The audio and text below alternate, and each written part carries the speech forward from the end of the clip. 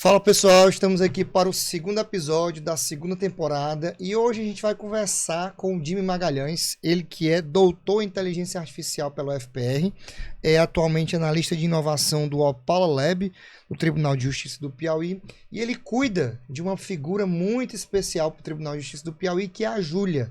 E hoje a gente vai falar bastante sobre a Júlia que é uma plataforma de inteligência artificial que roda no Poder Judiciário piauiense. Jimmy, meu amigo, muito obrigado pela sua presença. Prazer é meu, meu amigo, prazer é meu. Seja muito bem-vindo. E aí, o que a Júlia faz? Cara, a Júlia é uma inteligência, a gente chama ela de inteligência computacional, mas eu vou usar um termo hoje que está muito hypado na moda, ela é um agent.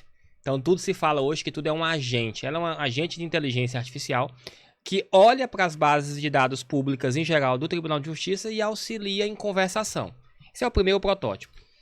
Deixa aí que a gente vai voltar para a Júlia ainda, mas eu quero começar, fiz aqui essa introdução, que a gente está falando da Júlia, né? Para não parecer outra coisa. Mas a gente tem feito aqui, vamos começar aqui pelo começo, e eu tenho feito aqui algumas perguntas assim, de como era a vida, o trabalho profissional antes da tecnologia da forma como ela é hoje. Por exemplo, quando eu fui estagiário, eu tive a experiência sociológica, social, antropológica de ir ao fórum, pegar o processo físico e carimbar, tirar xerox. E aí, na computação, como é que era antigamente, lá nos anos 90, nos anos 2000, antes da tecnologia como ela é hoje? Bom, eu sempre fui um entusiasta muito por computação, sempre gostei dessa área. Então, eu comecei a programar com 13 anos de idade. Muito, embora não tendo computador, ia pro trabalho da minha mãe, começava a programar lá alguma coisa, comecei a aprender naquela época. E assim, era muito mais braçal, digamos assim. Então a programação exigia muito mais do próprio programador em saber codificar, saber aquelas linhas de código. A sintaxe. A sintaxe. Hoje, e naquela época nós aprendíamos muita matemática básica, muita lógica, raciocínio lógico, para a gente entender as premissas básicas da computação. Ponto. E a evolução, em especial do hardware, do computador em si, do físico, permitiu que algumas tecnologias começassem a escalar em termos de subir de nível. Não é que ficaram melhores, mas ficaram mais próximas da nossa linguagem. Então, antes a gente falava em termos de 0 ou 1. Lembra aqueles cartões perfurados? Sim. Tinha furado e não furado. Sim. Aquilo era essencialmente 0 e 1. Binário, né? Era binário.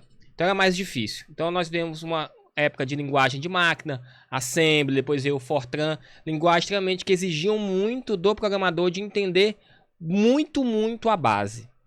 Quando a gente sobe de nível para as linguagens mais novas, isso foi permitido por conta do hardware ter sido melhorado, o computador ter sido melhorado, nós trabalhamos com linguagem que a gente chama de linguagem de alto nível. É quando a gente começa a programar meio que quase falando com a máquina.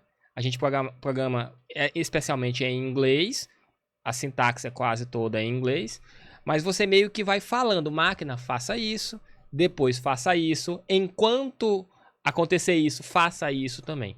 Então nós estamos meio que conversando com a máquina. Nos últimos tempos, as coisas subiram mais ainda, nós estamos numa época de low code, quando a gente não precisa entender quase de nenhum código, nós precisamos entender do negócio. Então, o programador saiu daquele escovador de bits, lá do final da década de 70, de 80, mas para alguém que precisa entender de direito, de contabilidade. Ele está muito mais integrado. Exatamente, muito mais integrado ao negócio e precisa resolver problemas. Então, Jimmy, você programa ainda? Muito, programo muito. Mas eu estou muito mais preocupado em encontrar soluções já prontas, em especial que não exijam tanto código, para resolver problemas específicos.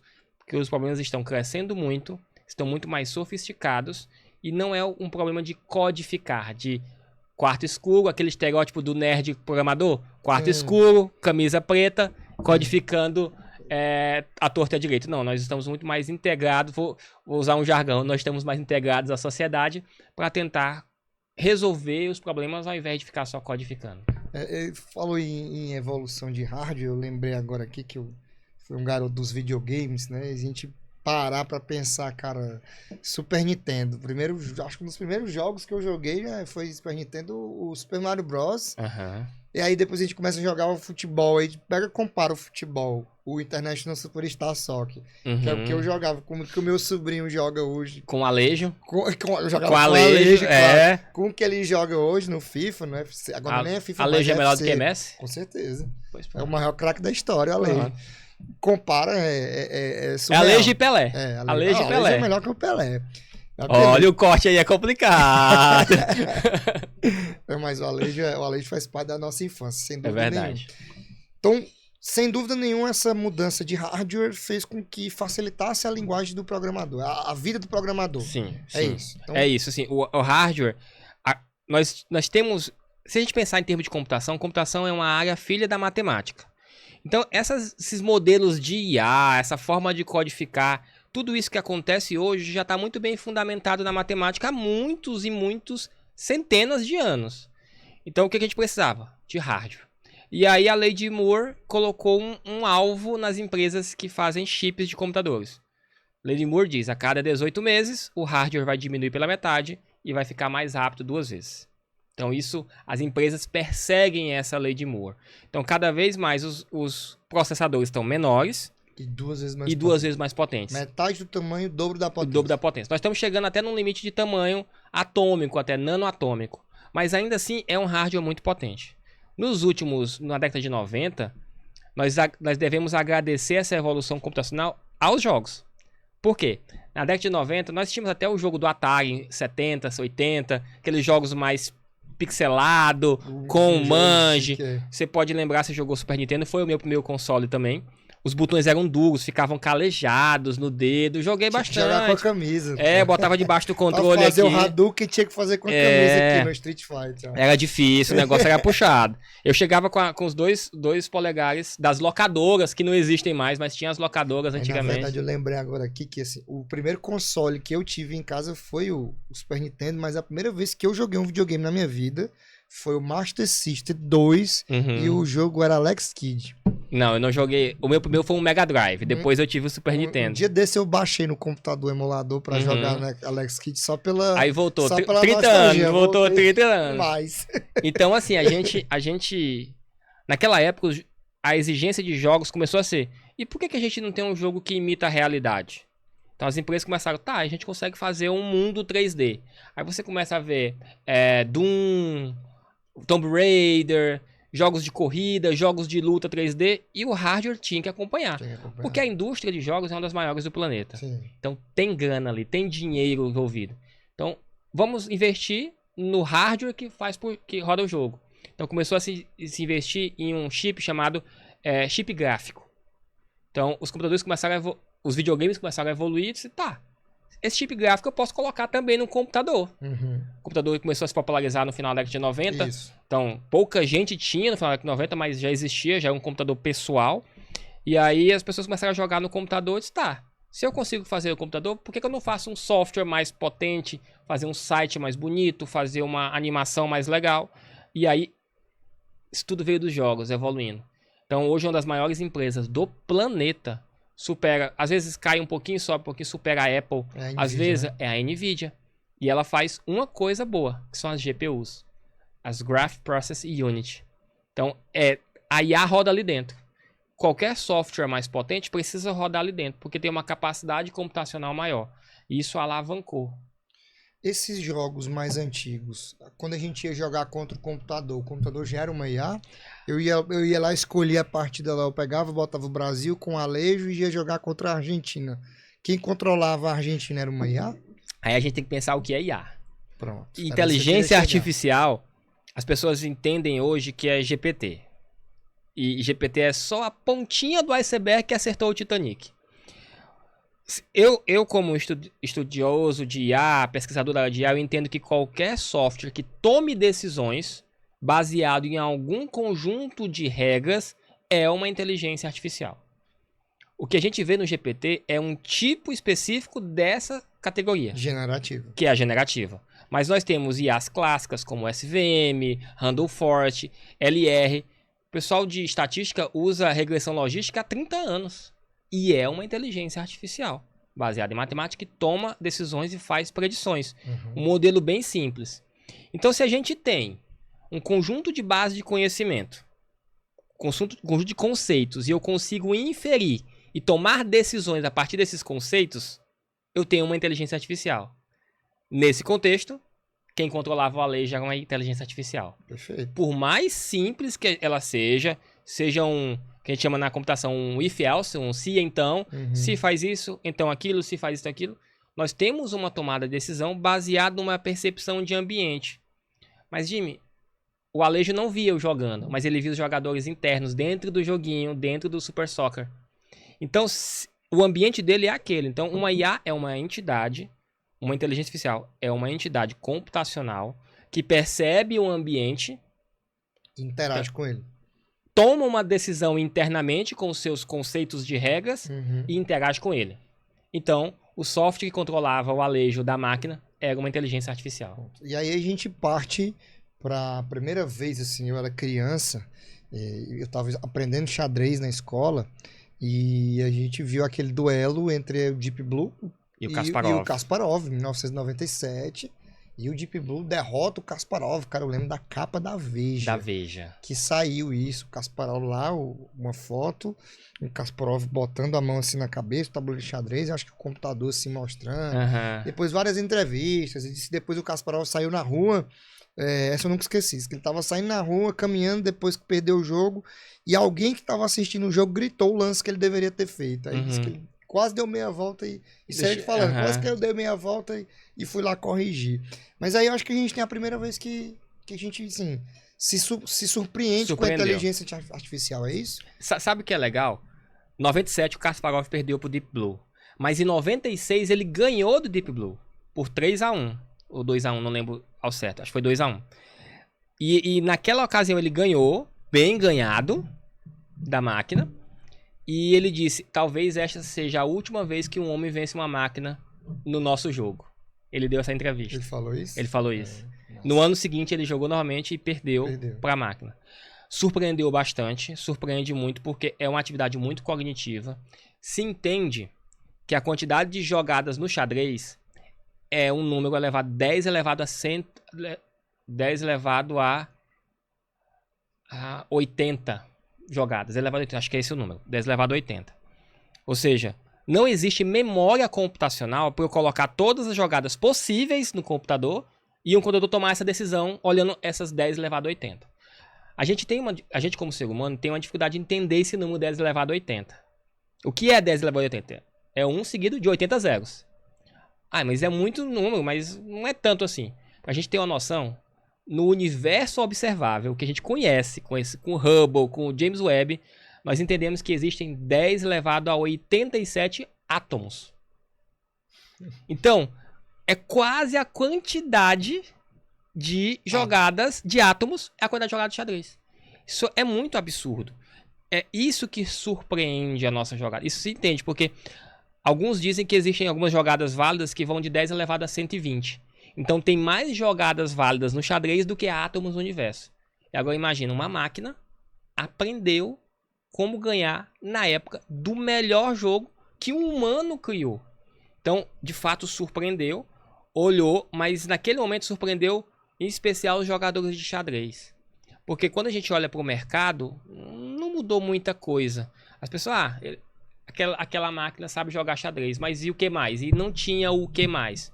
E aí, as evoluções em 2006, 2012, algumas faculdades, universidades no Canadá, desenvolveram algumas tecnologias de CNN, que é uma rede neural convolucional para imagens, rodando dentro do chipset dos jogos, para classificar imagens, porque é uma das formas que a gente percebe o mundo. A gente percebe o mundo vendo as coisas. Eu não preciso olhar pixel a pixel desse copo para saber que é um copo. Então eu preciso de... nós não temos poder computacional para isso. Uma máquina. Então tem que ter alguma IA envolvida. Em 2006, uma universidade de Stanford conseguiu rodar isso em uma máquina. Isso surpreendeu talvez, em especial a comunidade de IA, mais do que o Kasparov ganhando ou perdendo da IA. Mas ela conseguiu o que exatamente? Ela conseguiu classificar imagens. Ou seja, entrava uma foto de um copo e a IA dizia assim, isso é um copo. Entrava uma foto de um cachorro, isso é um cachorro. Porque aí você não tem um comando específico. Não- Você joga lá a Joga imagem lá e e ela- ela reconhece o padrão e diz o que Joga é. milhões de imagens diferentes e aprenda, ó. E aí, por exemplo, dessas milhões, 500 mil são cachorros e 500 mil são gatos. E aí você diz, olha, 500 mil, essa aqui são cachorros, essa aqui são gatos. Ela vai aprender os padrões. Quando eu pegar uma outra foto e jogar nessa CNN, ela vai dizer, isso é um gato. Ou isso é um cachorro, com 99% de certeza. Isso é o primeiro passo para a gente começar a criar um agente inteligente que consegue perceber o mundo ao redor.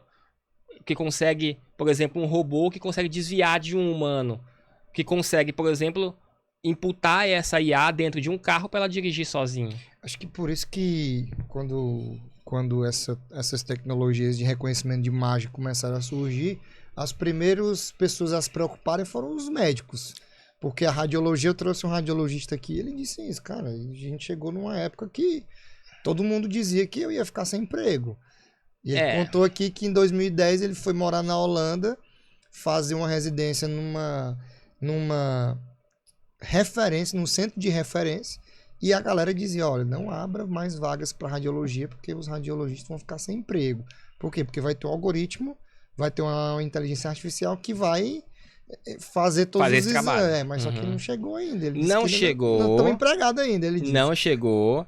E assim, nós já temos IAs que conseguem detectar câncer 5 anos antes de ele acontecer, por uma manchazinha na radiografia. Mas aí, a gente tem essa ideia de essa IA como ferramental. Então, o processo decisório, por exemplo, foi feita uma pesquisa nos Estados Unidos que perguntou o que as pessoas achavam da inteligência artificial. Era uma das primeiras perguntas. Muito bom, acelera e tal, tal. E a inteligência artificial no judiciário? Nossa, vai dar celeridade dos processos, tudo mais. Bacana. E se você for julgado por uma IA? Não, Deus me livre, que é isso, calma lá. Não. Porque tem a subjetividade do magistrado, como tem a subjetividade do radiologista, a experiência. Para ter uma noção, o GPT foi treinado com alguns petabytes de dados, alguns terabytes de dados. Custou X milhões de dólares e foi treinado com essa quantidade de dados. Acho que, se não me falha a memória, 10 terabytes de dados. Uma criança de até os 4 anos consegue processar 50 petabytes de dados. De 5 anos.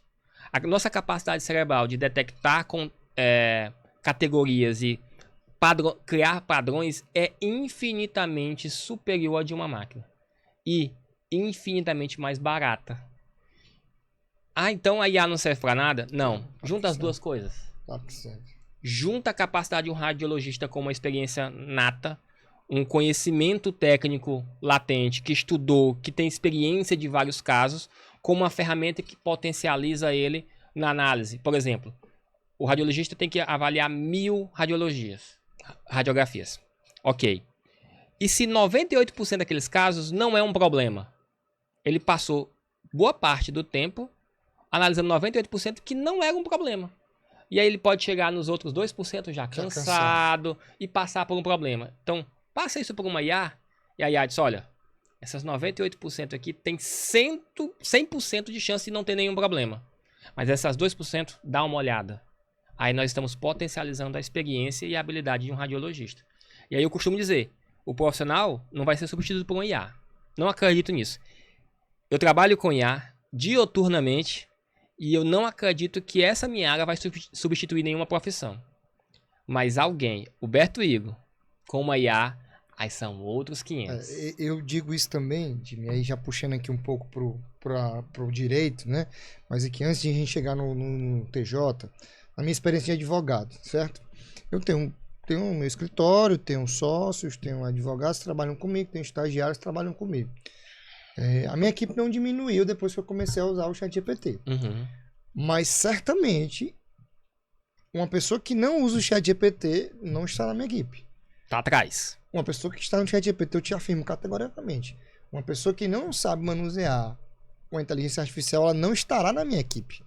Eu não trabalho mais com uma pessoa dessa. Eu não quero mais essa pessoa, porque eu uso. E eu sei o quanto ela me acelera. Então eu vou delegar uma tarefa.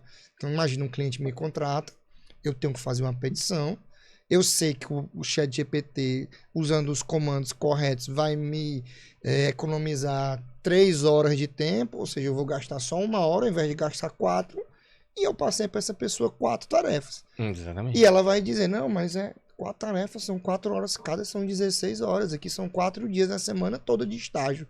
Eu disse, nada disso. Eu faria essa tarefa, cada uma dessas tarefas em 1 hora usando o ChatGPT. Ah, mas eu não sei usar o ChatGPT. Valeu. Abraço. Até a próxima. Até a próxima. E eu tenho 2 histórias interessantes sobre esse caso em específico. Eu fui dar uma palestra sobre inteligência artificial aplicada ao ensino, que é um pouco da minha área também, a educação, lá em Bom Jesus do Piauí, no estado do Piauí, lá no sul.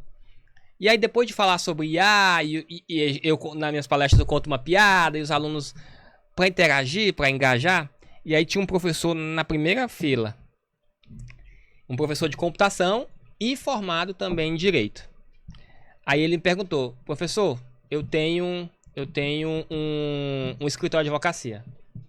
Eu tenho 20 funcionários. Quantos eu preciso demitir e manter a minha eficiência? Aí aquela paga que você, poxa, aumenta a eficiência, eu demitir e tal. Fiz essa conta, regra de 3, mas não é uma regra de 3. Eu te faço o seguinte, treine os seus 20 funcionários, você vai ter 60.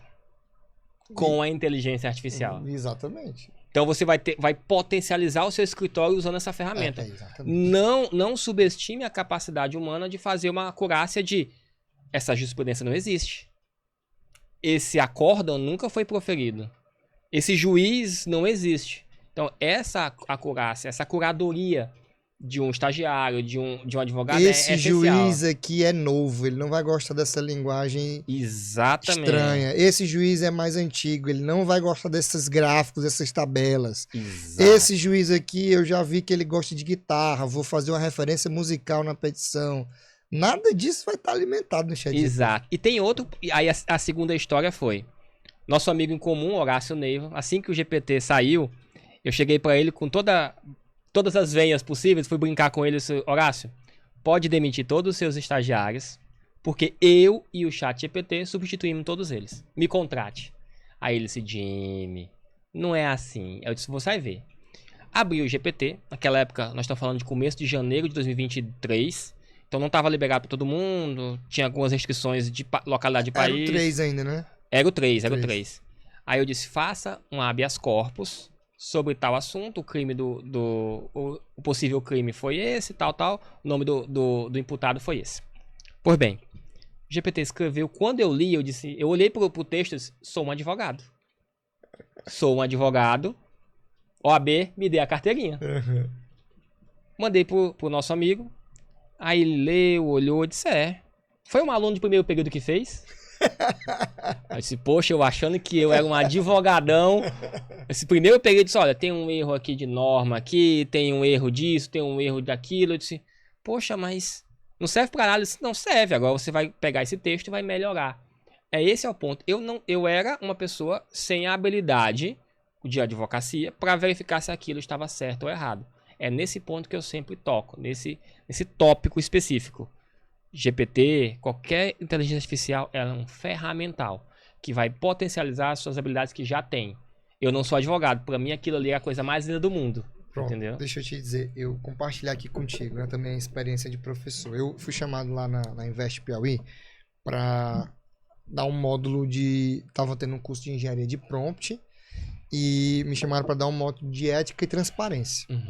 Eu falei, cara, ética e transparência para utilização do chat GPT, especificamente de prompt, é basicamente você dizer que você usou ou não e você tomar os cuidados de validação, né? Uhum. Eu fiz um experimento. Eu peguei uma história que eu conheço, que é a biografia do Lewis Hamilton. Eu gosto mais do Hamilton do que de Fórmula 1. Meu irmão fica indignado quando eu digo isso, que a gente compartilha a Fórmula 1, mas eu gosto mais do Hamilton do que Fórmula 1. E ele fica zangado. E existe uma grande polêmica em 2 títulos do Hamilton. Um que foi envolvendo o Felipe Massa em 2008 e o outro em 2021 com o Verstappen. Que o Glock não segurou o Hamilton. Esse eu 2008, tava assistindo. Pronto. E em 2021 foi a história lá do safety car. E por conta disso, os haters do Lewis Hamilton dizem que ele tem 6 títulos. mundiais. E os fãs dizem que ele tem 8. Quando na verdade ele tem 7. Essa informação é muito fácil de ser conseguida. Você vai lá no site da FIA e você vai achar 7. Só que os alunos estavam fazendo um curso de analista de prompt. Eles estavam todos com um computador à sua frente. Então eles estavam teleguiados para usar o ChatGPT. Ou o Gemini, ou o Copilot, enfim. E aí eu fiz um experimento. Eu disse, olha, é o seguinte, aqui tem 6 fileiras. Cada fileira vai pesquisar a biografia de Lewis Hamilton e vai me trazer a resposta. E aí eu dei as fontes. Você só vai usar o GPT gratuito, você vai usar a assinatura. Você tem assinatura? Tem, pois use aí. Você vai usar o Gemini, você vai usar o Copilot e vocês vão usar o Google. Cara, eu dei essa mesma aula em 6 turmas. Eram 6 turmas. Era a mesma disciplina em 6 turmas. Eu repeti o experimento. Em todas elas, as inteligências artificiais gratuitas disse que ele tinha 6 ou 8. Mudava. E todo mundo foi lá e, repetiu. 6, 8. Aí eu, gente, por que vocês disseram que ele tem 6? Não, foi o ChatGPT que disse aqui. Tá, mas quem tá pesquisando não é você? Então a responsabilidade é sua. E quando ele tem 7... mas eu não sabia. Pois é. O ChatGPT não é para você pesquisar um assunto que você não sabe. Se você fizer isso, você vai cair num erro comum. Exatamente. Se você pedir para ele te dar respostas que você não conhece e confiar cegamente, e olha que eu te dei uma pergunta muito simples. Quantos títulos o Lewis Hamilton tem na carreira? Um Google resolve isso. Um Google resolve. É verdade. Você vai no site da FIA e acabou nem no Google, você vai FIA. Site oficial da Fórmula 1. Pronto, você vai lá. Aqui nem saber quantas Copas do Mundo a França tem. Você vai lá no site da FIFA. Exatamente. Não precisa perguntar. Então, as pessoas estão acostumando a usar os GPTs de forma geral para consultar informações.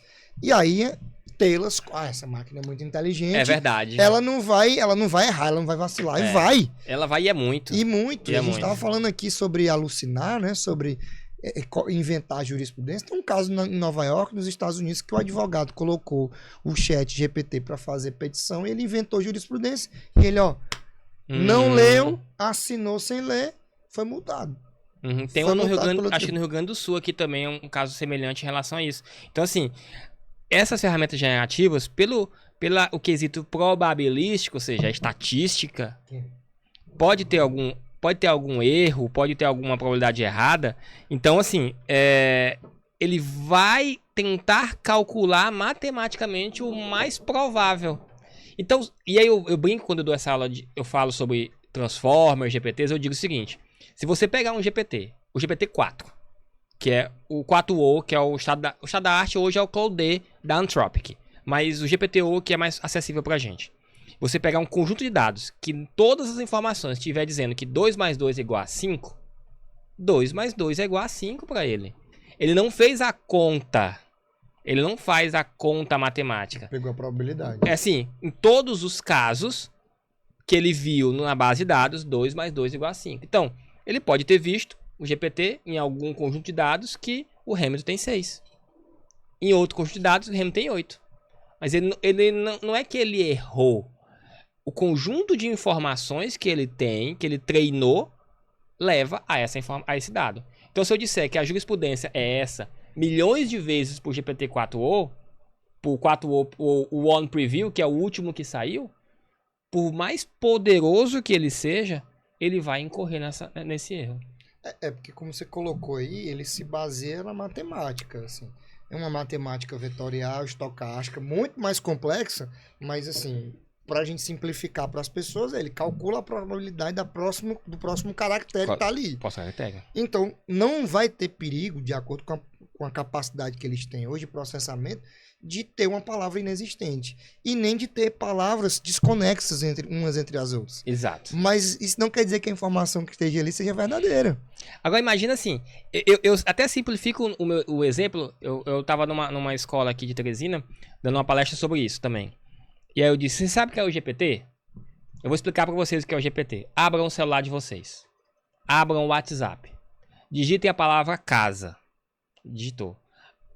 O WhatsApp sugeriu 3 palavras, escolha uma. Aleatoriamente. Agora escolha a próxima. Escolha uma próxima. Escolha uma próxima. Pronto, isso aí é um GPT simplificado.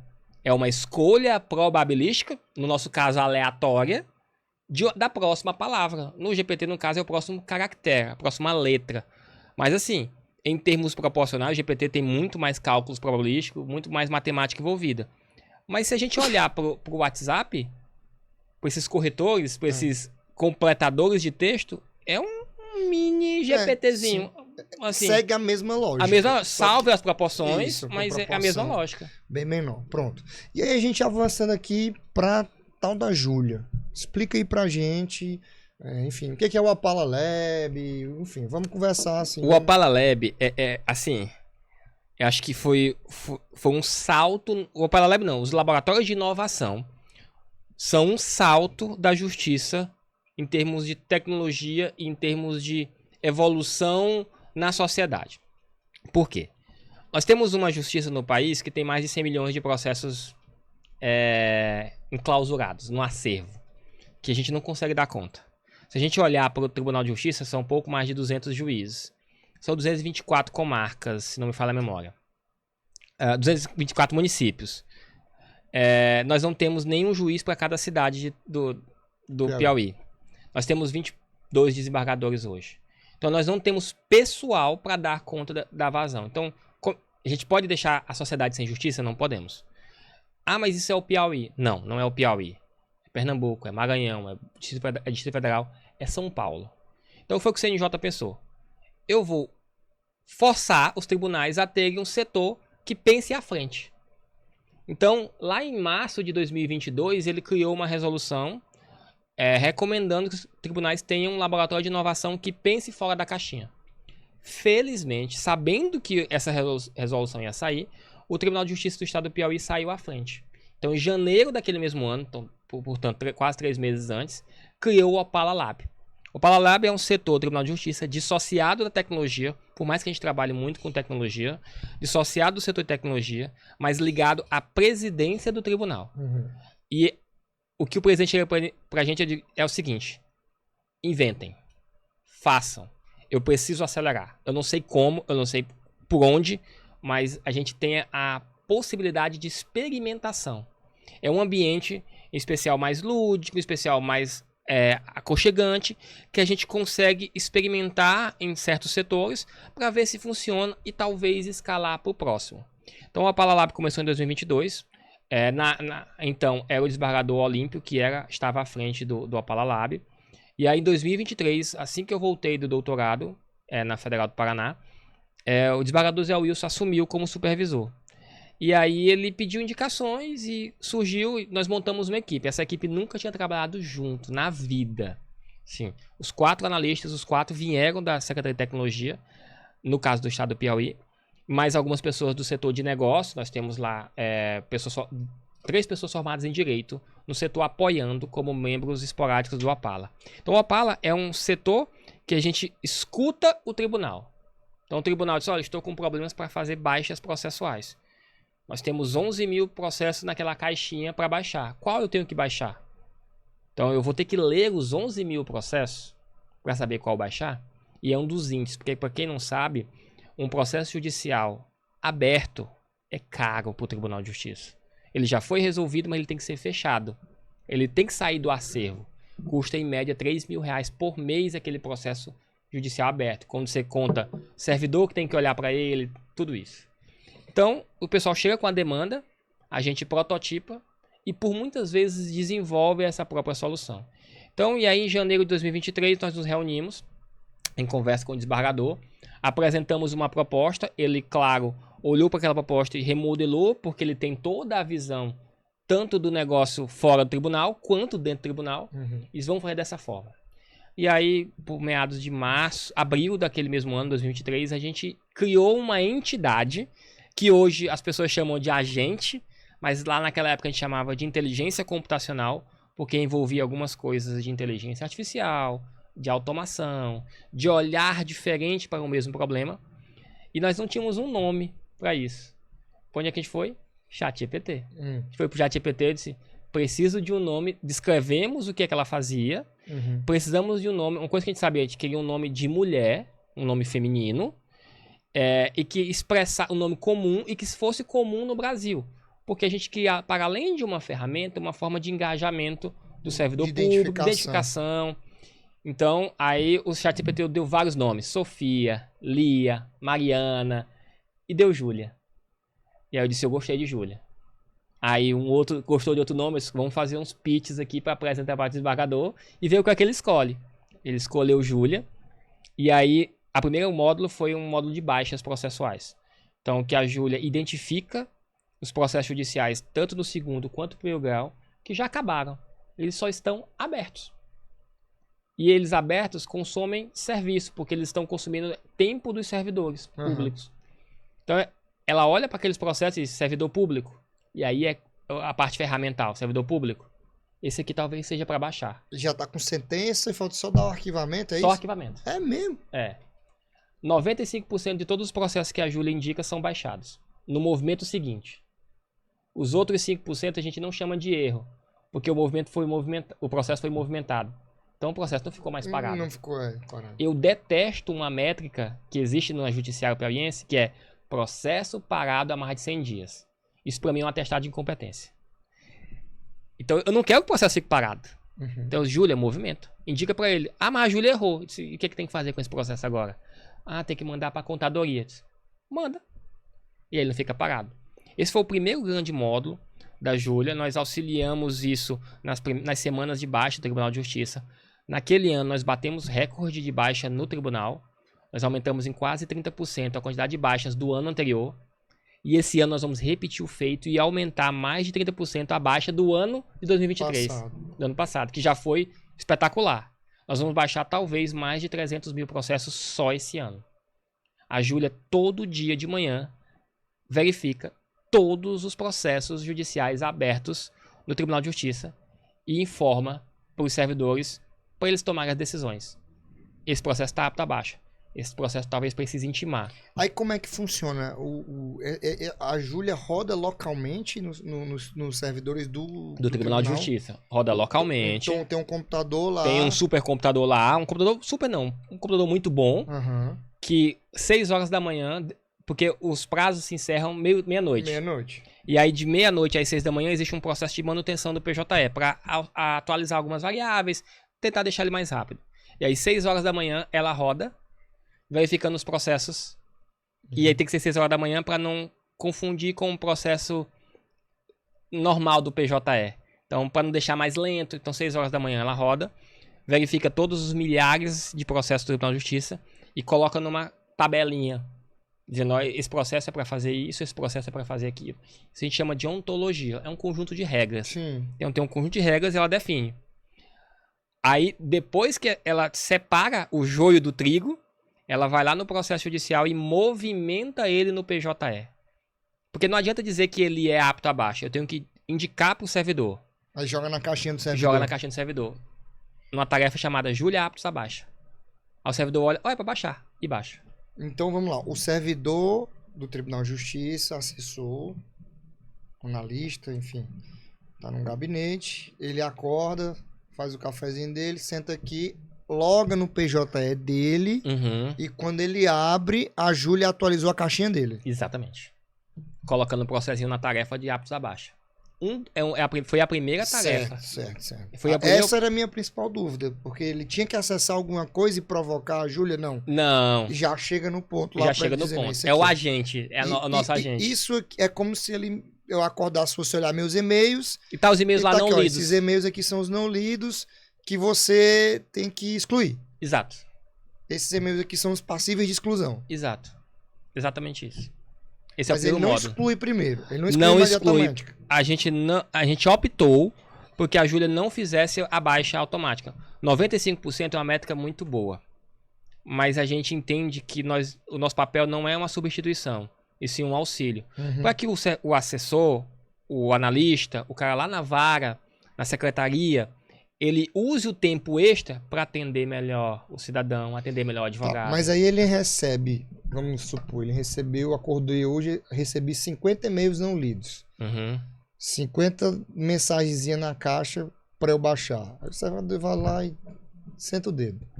Uhum. Baixa tudo. Ou ele vai ler de um por um? Normalmente, ele lê a sentença. Normalmente. É porque, entenda que esses processos, eles são 50 hoje. Mas eles estavam numa caixa com outros 5.000. Então, Separado. eu só separei. Separou. Entendi agora. Eu só separei pra porque ele. senão ele ia ter o mesmo trabalho de... Ele só filtrou. Filtrei pra Criou ele. várias caixinhas e disse, ó, esses e-mails aqui são sobre o escritório, esses e-mails aqui são sobre a Universidade Federal, esses e-mails aqui são do seu doutorado, Exatamente. e esses e-mails aqui são da secretaria. É tipo Exatamente. isso. Pronto. Exatamente. Então agora eu vou ter que fazer de um por um, mas eu sei o que é que tá em cada um. É assim, depois que você separa, quando você organiza o Lego, o quebra-cabeça pra montá-lo, você monta ele mais rápido. Com certeza. Se tinha 1.000 processos numa caixa, esse aqui é pra intimar, esse aqui é pra baixar, esse aqui é pra baixar, esse aqui é pra intimar. A nossa cognição, pra mudar essa chave, é Fica difícil. mudando toda hora. Então é difícil pra gente fazer. Então a gente facilita esse trabalho, só mais tempo pro servidor. Você falando isso, é verdade que no meu escritório eu tenho essa função. Todo dia de manhã eu acordo, abro o software que o escritório contrata, tem lá todas as movimentações e ele não categoriza. Aí eu vou categorizar. Então Tá na hora de botar uma IAzinha então, nesse software. eu penso que é o seguinte, como é o meu algoritmo? Não, eu vou olhar primeiro todas as que eu só tenho que apagar, que eu não tenho que fazer nada. Aí eu vou, pronto, agora apaguei. Agora eu vou olhar as que eu tenho que fazer alguma coisa, mas só na Justiça Federal. Aí eu deixo na outra tela aqui o site da Justiça Federal aberto e vou clicando só na Justiça Federal e vou olhando. Exato. Ele já me daria isso tudo. Já daria separadinho. Já me daria tudo separadinho. Seu trabalho assim não é mais rápido? Com certeza. Agora imagine se tivesse já separado. Já separado. Seria mais rápido Com ainda. certeza. Você não teria o trabalho de separar. Então, esse primeiro módulo da Júlia, ela lê as petições finais, verifica se a petição de um advogado foi só uma ciência. Ciente da decisão. Às vezes o Ministério Público peticiona também. Eu tô só ciente. Por aí vai. Não vou opinar no processo. Exato. Esse tipo de coisa é o que a gente faz. Esse foi o primeiro módulo. Uhum. Foi um sucesso. Sim. Acelerou muito. Nós batemos os recordes lá do Tribunal de Justiça. A gente queria mais. Uhum. Então a gente pensou, por que um processo não está apto à baixa? Porque faltou intimar. Eu disse, então vamos fazer a Júlia intimar. Como assim a Júlia vai intimar? Ela vai ler a decisão judicial, verificar se pede para intimar, calcula os prazos e intima. Isso é fácil. Mas, e aí o servidor, e aí, o que vai fazer? Eu disse, não, é intimar. E se ele intimar errado, mas ele só intimou? Qual é a chance de uma intimação causar um grande problema? Porque a gente pode errar no prazo. Vamos afinar os parâmetros para o prazo não errar. Nós tínhamos casos de intimações que demoravam 190 dias. 365 dias para serem feitas. Aí hoje, 6 horas da manhã, depois dessa classificação, a Júlia sabe quais processos tem que intimar, qual é o prazo de cada um, porque a defensoria tem prazo dobrado, dependendo do caso. Você seta tudo lá e seta tudo, e ela intima em um dia. O juiz decidiu no dia D0, no dia D+1 as partes estão intimadas. Aí aparece lá o expedientezinho. Exato. Já direto, essa nem precisa do servidor. Não precisa do servidor, ela intima automaticamente. Quando tem uma decisão. A partir de decisões, tá? É sempre de decisões. Por quê? Porque a gente já é um artefato mais palpável pra gente. As petições são mais complexas a gente analisar, então a gente tem que ir... Porque o advogado pode estar pedindo para que o juiz mande intimar, e o juiz precisa decidir se vai mandar intimar ou não. Aí se tem uma decisão... Se tem uma decisão, ela já tá Aí dizendo. intima, aí o prazo corre. Quando o prazo correu, acabou o prazo, a Júlia vai ver de novo naquele dia, diz, opa, acabou o prazo, ninguém pediu nada, decurso de prazo, baixa, arquivamento. Vai para a etapa de execução, se for necessário, vai para a etapa de execução e é baixa de processo. Essas duas coisas em conjunto têm acelerado muito o processo judicial. Isso nós começamos a entregar por volta do final de 2023. Mas a gente queria mais. E agora? A gente queria mais. Aí eu disse, cara, eu não entendo juridiquês. Eu não consigo entender por que algumas coisas são tão difíceis de eu ler. Então eu preciso explicar isso para a sociedade. Eu tenho um doutorado. E a pessoa que não tem nenhum ensino fundamental para entender isso? Eu tenho que colocar a justiça na mão da pessoa. Qual é o artefato que a gente mais usa no mundo hoje? Computacional? WhatsApp. Então vamos fazer a Júlia conversar via WhatsApp com as pessoas. Como? Vamos integrar as tecnologias que nós temos, o banco de dados que nós temos de diários oficiais, de tudo que for transparente, for público, a gente faz ela responder via WhatsApp. Tivemos um processo de contratação do WhatsApp, um processo de contratação de servidores físicos, computacionais, e hoje a Júlia conversa via WhatsApp das mais formas diferentes. Peraí, vamos fazer o teste ao Faço... vivo aqui. Oxi. Vamos fazer o teste. Você tem o número dela aí? Tem o número da Júlia. Ó, já aqui. tá conversando com ela aí, né? Olha lá, aqui, ó. Já conversei com ela aqui, ó. TJP Júlia. Vamos lá. Oi, Júlia. Se falhar, a gente corta. É. A minha internet aqui tá falhando. Como posso ajudá-lo hoje? Diz um comando aqui do que eu posso fazer. Não, você pergunta, quem é o novo presidente do TJ Piauí? Quem é o novo presidente do TJ Piauí? Linguagem natural. Você pode errar a palavra. Uhum. Ela pode se confundir na resposta, porque tem um conjunto de dados gigantesco. O novo presidente do Tribunal de Justiça do Piauí é o desembargador Hílio de Almeida Souza. É o atual, né? É o atual. Eu quero saber o eleito. Você pode criar o contexto. Quem será o próximo? Em 2025. Em 2025, justo.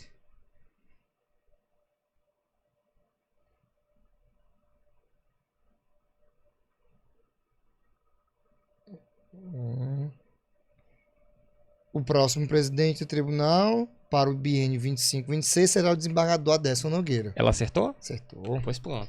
Então, é aproximar isso. Júlia, você conhece o advogado Horácio Neiva?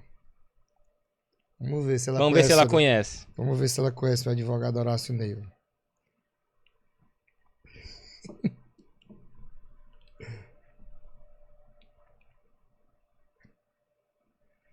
Sim, conheço o advogado Horácio Lopes Mouzinho Neiva. Nome completo do homem. Ele é registrado na OAB sob o número Tal. e atua em vários casos no Tribunal de Justiça do Piauí, rapaz. Tá aí, tá testado e aprovado. Tá testado, né? Tá testado e E aprovado. aí, essa ferramenta de conversação é interessante. Você consegue fazer push de processo, barra adicionar o número no processo.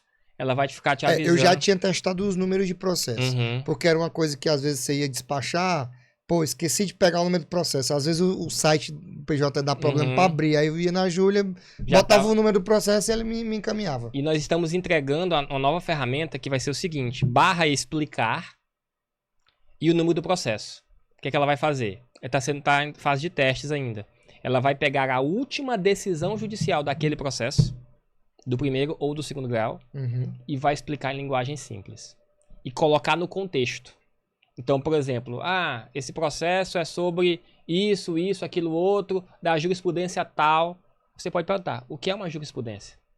E aí você consegue dialogar com ela sobre aquela decisão. Uhum. Nosso projeto é que as decisões saiam com QR Code na decisão. Que aí o usuário vai lá e tira uma foto do QR Code, automaticamente vai para o site pro WhatsApp da Júlia, enviar, e aí ele vai explicar a decisão judicial, aquela que você está vendo naquela hora. Essa é a nossa ideia, aproximar a justiça das pessoas. Muito legal. O STF tem muito mais simples que isso, é só um pop-up. Quando você põe o mouse, depois tu dá uma olhada. Uhum. Você bota um processo lá e tem a movimentação, você põe o mouse em cima, abre um pop-up traduzindo aquilo ali, assim, concluso para decisão. Aí aparece assim uma abazinha.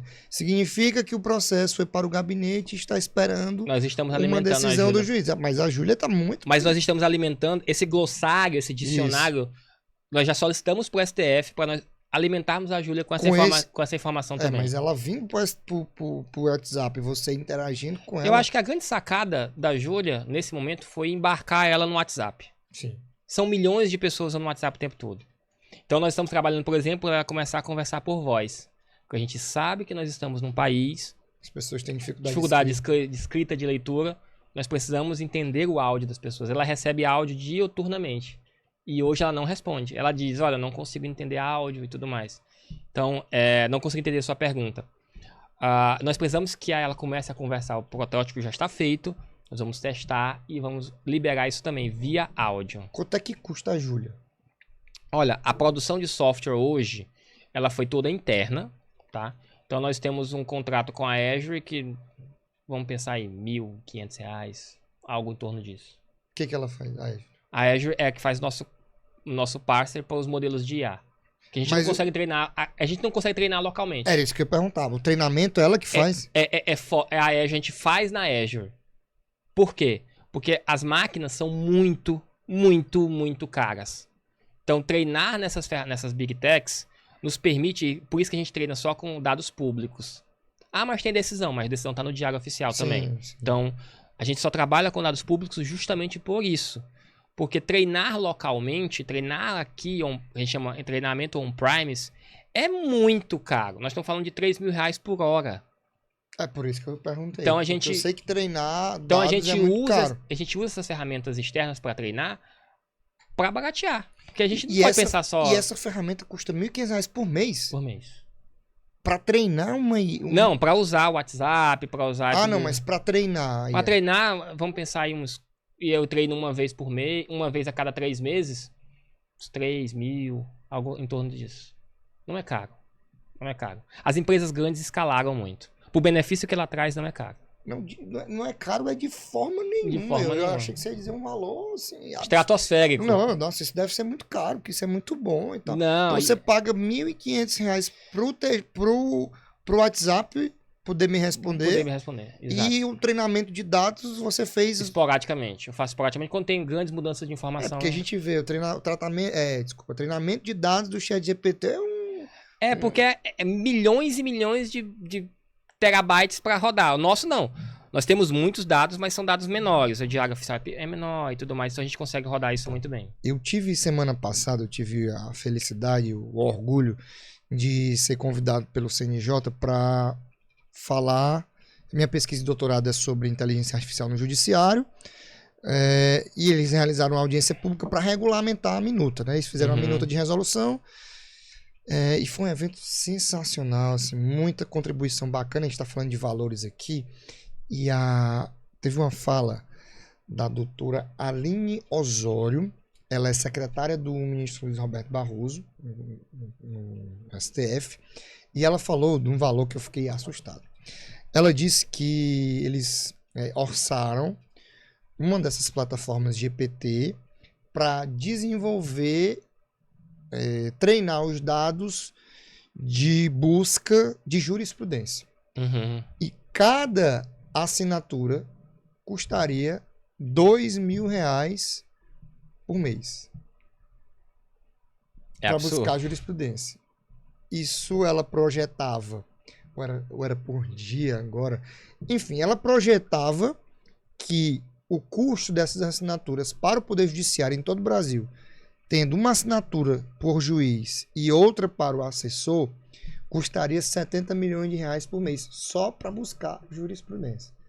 Falou aí, quando você falou assim, não, obviamente não vai ser milhões de reais, mas assim, não nessa escala, mas... A gente tem uma preocupação no Tribunal de Justiça de fazer as coisas com a nossa realidade financeira. Sim. Nós não somos um estado rico como São Paulo, como o próprio DF, o Distrito Federal. Então a gente não tem esses recursos infinitos. Então, por exemplo, nós temos um mecanismo de caixa na ferramenta. Então, uma mesma pergunta não vai usar o modelo de IA da Azure de novo. Se eu já sei a resposta dela, tá aqui local. Tá salvo. Entendeu? Então a gente tem esses mecanismos de cache, de uso consciente dessas ferramentas. Nós temos perguntas que precisam de modelos mais complexos. Mas nós temos perguntas que... Tem muita gente que pergunta pra Júlia e ela é muito paquerada, tá? Ela é muito paquerada.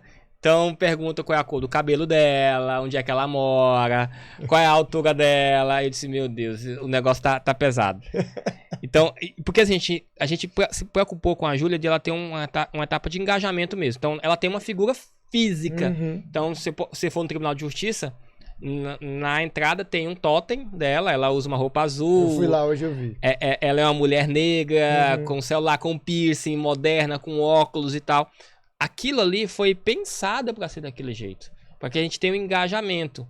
E não adianta a gente ter um engajamento se nós não tivermos uma consciência social do que ela representa. Perfeito. Então não adianta a gente fazer uma ferramenta que vai custar R$5 milhões por mês. Não faz sentido pra gente. Ah, mas vai otimizar em 20% o Tribunal de Justiça. mas são 5 milhões de reais aplicados no Estado que muita gente não tem o que comer. Não faz sentido. Não faz sentido.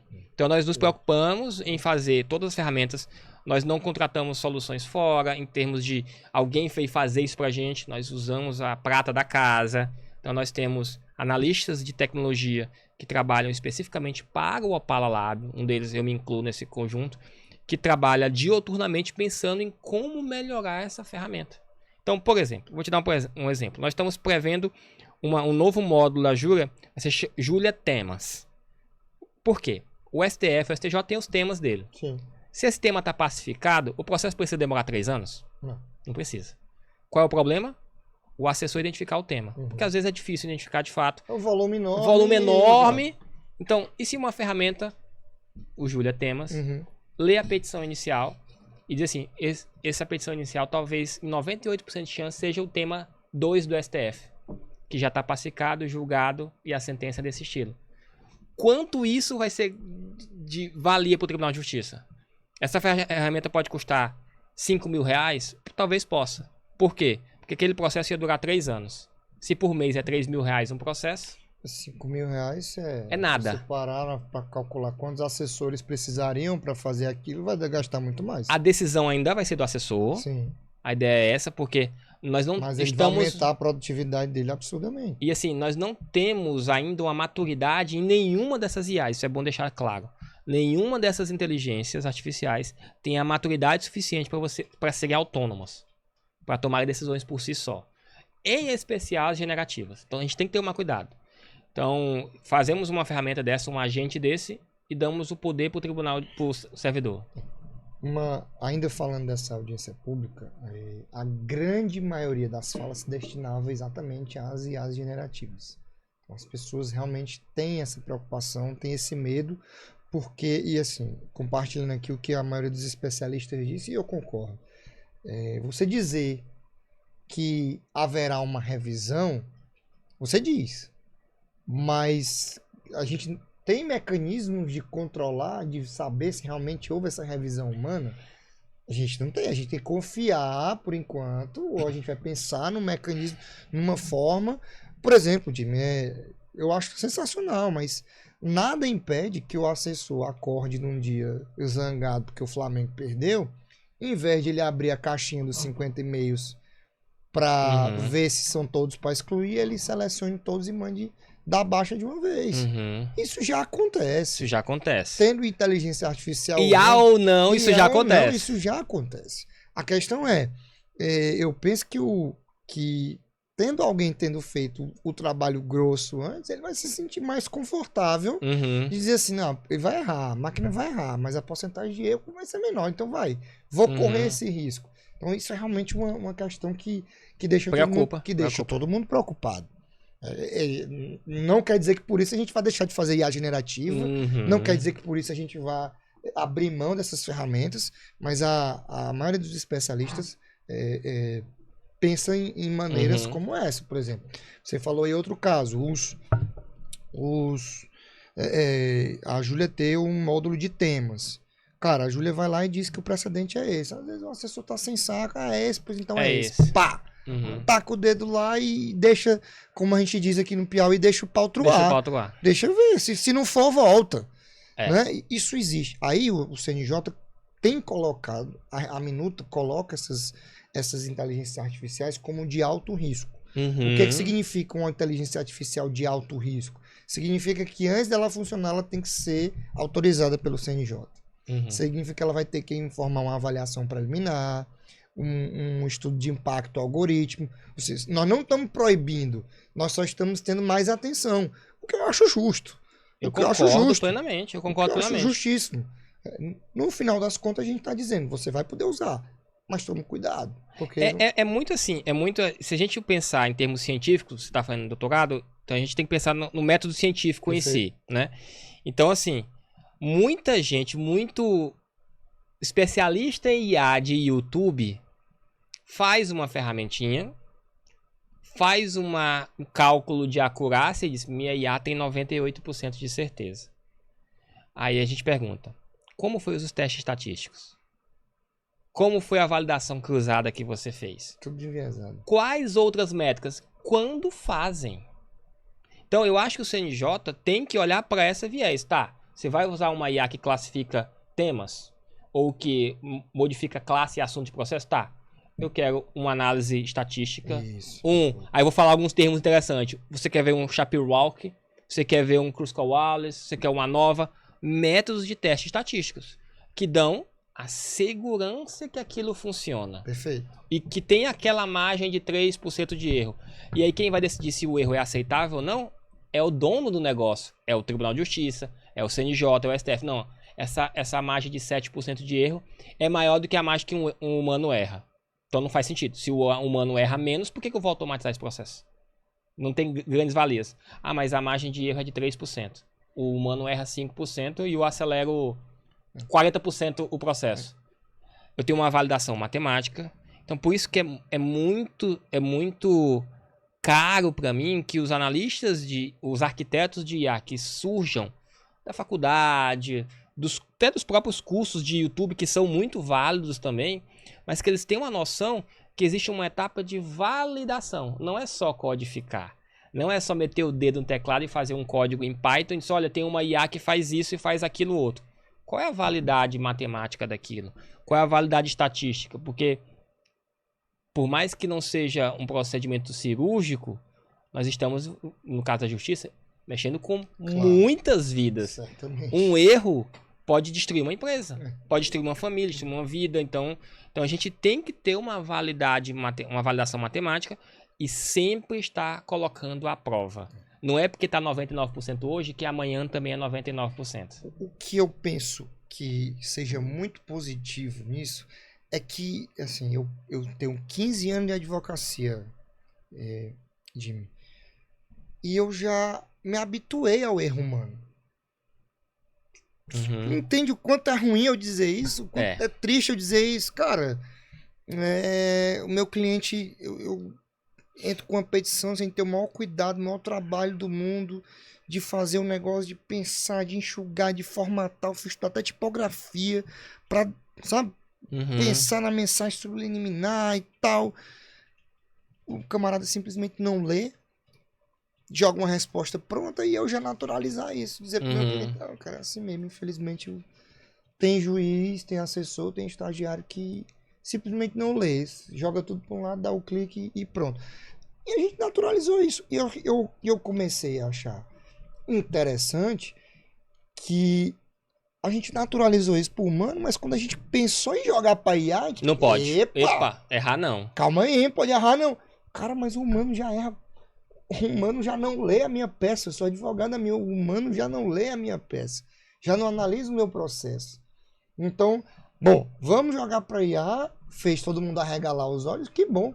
Porque agora também, quando a gente vai olhar para o humano e dizer, você não quer trocar? Pois então faça o seu serviço. A gente tem uma métrica assim mesmo, de fato comparar com o humano, porque a gente tem que a celeridade é boa, mas não pode a gente não pode acelerar e tacar o carro no muro. Exatamente. Né? Então, por isso a gente quer trabalhar as duas vertentes, apontando para o humano para esses trabalhos braçais, manuais, repetitivos e cansativos. Então, imagina uma IA que consegue ler a petição inicial e já destrincha tudo bem bonitinho. Ó, essa petição fala disso, tem esses bens, tem esse valor de causa, tem tudo isso bonitinho.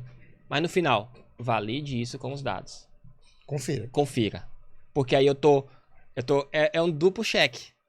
É um duplo cheque. Eu tenho a IA olhando e tenho o humano. E aí quem ganha é a sociedade nesse caso. E assim, no caso, eu tô dizendo isso aqui quase como um desabafo. É que não adianta a gente ser hipócrita e achar que isso não existe. Que o camarada em uma vara X, num gabinete Y, não lê o processo. Existe, infelizmente. E vai continuar existindo. Mas o fato da gente estar discutindo isso, da gente temer a isso, para mim é extremamente positivo, porque mexeu nas estruturas. As pessoas viram que, ei, peraí. Então, mexeu no meu queijo. Então não é bem assim, cara. A gente não pode naturalizar que alguém não leia uma petição. A gente não pode tampar os olhos para isso. E aí a gente já caminhando aqui pro final, eu queria te perguntar como é que tu brinca de IA no teu dia a dia? Como é que tu otimiza a tua vida? Ou como é que tu gasta É teu legal. tempo com a inteligência artificial? É legal. Algumas pessoas perguntam assim, Jimmy, tu não tem aquela. No filme do Superman, o Batman pergunta assim, você sangra, né? As pessoas geralmente, você dorme? Aí eu disse, hoje eu consigo dormir mais. Muito por conta do uso dessas tecnologias. Eu uso muito o GPT, mas assim, absurdamente, como ferramenta. Nenhum texto sai de mim sem eu ter revisado, sem eu ter lido todo ele. Eu não monto textos one shot, few shot. Gere isso e eu pego e esse é o texto de verdade. Eu vou construindo aquilo com o GPT. Uso absurdamente, tanto o GPT como o Gemini. Comecei a brincar com o Claude para gerar textos e documentos acadêmicos, documentos dentro da coordenação de curso, de engenharia de software, dentro do próprio Tribunal de Justiça. Então a gente conseguiu otimizar muito nosso processo de criação de palavras. Então eu uso muito isso. Eu uso muita inteligência artificial para automações. Então, a gente na faculdade tem um sistema para colocar questões. Eu tenho as questões. Eu tenho que validar o português daquelas questões, porque aquelas questões foi eu que fiz já. Eu já sei a resposta. Os quizzes Os lá quizzes, do ICEV. exatamente. Então você tem que... Pra galerinha aqui que tá assistindo que não é do ICEV, o ICEV tem uma metodologia que ao final de cada aula o professor tem que elaborar questões objetivas sobre o assunto daquela aula, lançar no sistema, o aluno responde e aquelas respostas vão somar no final do mês e vão compor a nota do aluno. Uma nota. Isso é muito bom porque engaja o aluno na aula. Perfeito. Se o aluno não estiver prestando atenção, ele não responde o quiz. Isso. Só que colocar esse quiz, fazer a correção ortográfica do quiz, porque você às vezes digita muito rápido, tem algum erro. Fazer a validação com o material, se de fato aquilo foi dado no quiz. E colocar no sistema é maçante. Eu colocar um quiz eu demoro 5 minutos, 10 minutos. Eu aperto um botão hoje, ele faz pra mim em 10 minutos, mas eu tô fazendo outra coisa. Ou ele faz em 3 minutos, 1 minuto, 2 minutos. E aí, enquanto a máquina, usando IA, para validar se o conteúdo, o slide, tá batendo com os quiz que eu tô colocando, tá de ok, validando o português do meu quiz e automatizando, colocando lá no sistema o meu quiz e apertando os botões para mim, depois eu posso mostrar. Ele vai apertando os botões, colando o texto, copiando, colando, marca, aqui é 100%, salvar. Imagina quanto de tempo eu não economizo. Você dá aula de 4 disciplinas. 4 disciplinas, 72 horas, são 2 aulas por semana. Então, são 8 aulas. São 5 questões por quiz. Então, são 5 vezes 8, 40 questões. Se cada um levar 5 minutos, quanto tempo eu não perdi? Eu não usei para isso. Enquanto isso, eu tô lendo um livro. Tô dormindo. E aí a IA nos permitiu, interessante, usar essas ferramentas. Eu uso o Gama App para fazer slides. Eu acho que eu vou migrar pro Gama App porque eu tava usando o Beautiful AI. Só que, eu até falei isso aqui em outro episódio, eu acho que à medida que eu fui avançando, ele meio que travou e eu meio precipitei. Eu paguei, emocionado, fiz a assinatura, disse, caraca, isso é muito massa. Mas agora meu sócio também estava brincando antes e ele estava usando o Gama. Eu Gama é bom. Eu acho que o Gama é melhor do que o Beautiful AI. Então eu tenho tanto o Plus do WhatsApp, do ChatGPT, quanto eu uso a API do ChatGPT. Eu uso a API do Gemini. Eu não uso a interface do Gemini. Eu acho que eu não preciso, na verdade. Não é porque ela seja ruim. É porque tudo que eu precisei, o GPT já me ajuda bastante. Aí eu pago o Plus do GPT, pago o Plus pago a API. E uma coisa que eu uso muito é o Git Copilot. Ele é baseado da Microsoft Copilot, mas para código. Então, quando eu estou codificando, ao invés de escrever o código, eu digo, eu quero isso. Eu quero uma função que faça isso. E ele faz o código para mim. Então, o Jimmy vai te substituir. Mas a máquina não sabe o que eu quero. Não sabe o que você quer. Não sabe o que o cliente quer. Então, eu vou juntando as peças desse tipo. Essa ferramenta é como se fosse uma tradução, né? Exato. Se tem lá concluso para decisão, proferir despacho de mero expediente, ela vai te dizer o que é. Exatamente. Então eu uso muito isso. Eu uso muito para automações, mas muito mesmo. E eu até pouco tempo eu tinha um próprio chatbot para mim. Eu desliguei porque eu precisava, tava gastando muita energia local da minha casa, rodava na minha casa. Eu tenho uma máquina robusta para fazer isso, que ele respondia aluno. Os alunos... Mas assim, sempre quando era uma pergunta prática, por exemplo, o aluno... Que dia a prova? Que dia a prova? Pô, o calendário tá feito. E para não ser Grosseiro. a prova de tal é tal dia. Olha quanto tempo eu não ganho. Sensacional. Quanto tempo eu não ganho cara, isso. Então, sensacional. essa me ajudou muito. A quantas questões vai ter a prova? Tá lá a Tem 4. informação. Tá lá a informação. Isso é IA. Vai cair o quê? Aí eu boto, tá aqui o roteiro da prova, tá aqui uma revisão. Olha o quanto de personalização eu não tenho nisso. Isso é o que a IA nos dá.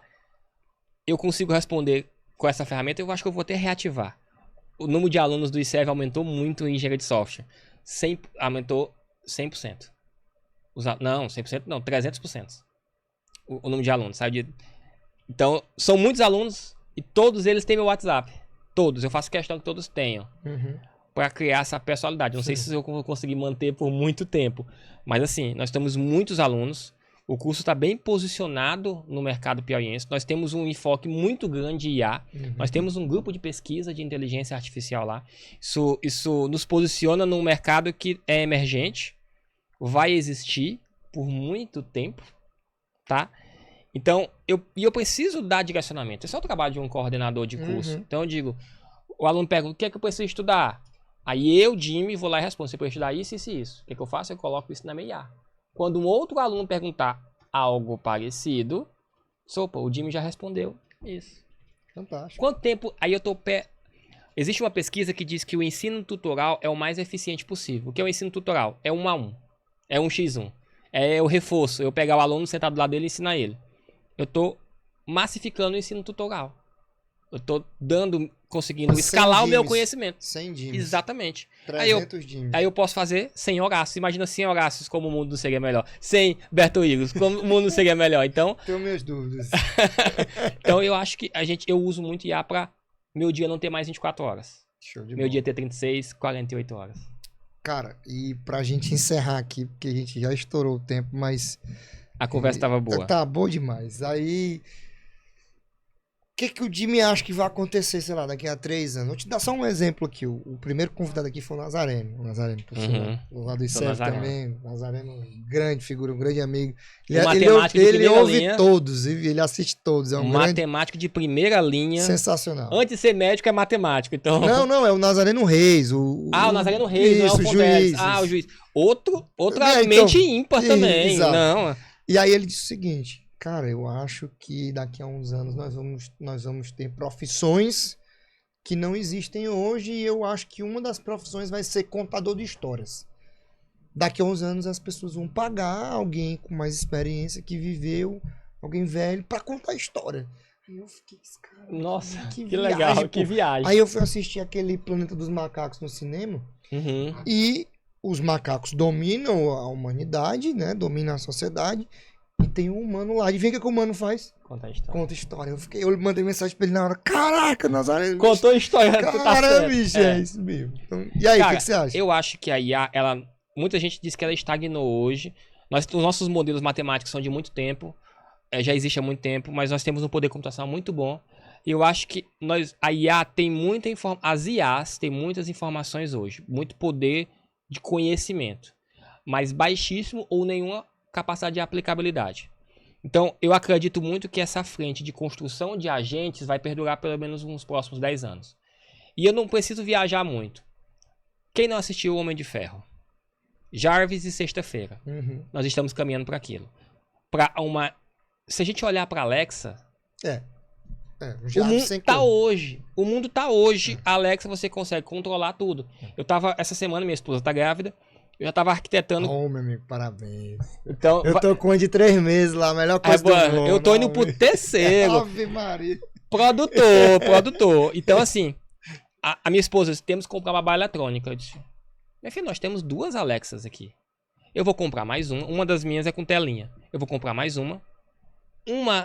Uma câmera inteligente. Ligar as 2 Alexas. Ligar as 3 Alexas em conjunto, ligar o sensor de choro, que a Alexa já tem uma IA para detectar choro, colocar do lado do bercinho da neném. Quando ela chorar, liga a câmera manda mensagem pra gente, onde a gente estiver. Eu vou receber lá no Tribunal de Justiça. Helena está chorando. E a Alexa pode dizer assim, Daiane, a Helena está chorando no quarto. Em certa medida, nós temos aqui uma sexta-feira, um Jarvis, um agente, que é um instrumento, um copiloto de vida. Então eu imagino muito que essa frente, que hoje se chama de agente, até pouco tempo atrás é uma inteligência computacional, nos últimos 2 anos, tudo é IA, nós estamos migrando para um agente, porque é muito caro treinar. É muito caro fazer do zero. Então vamos acoplar as coisas que já tem, criar um artefato, um arcabouço de software para auxiliar o ser humano. Imagina um agente inteligente que consegue dar apoio emocional para idosos que moram sozinhos. Fantástico.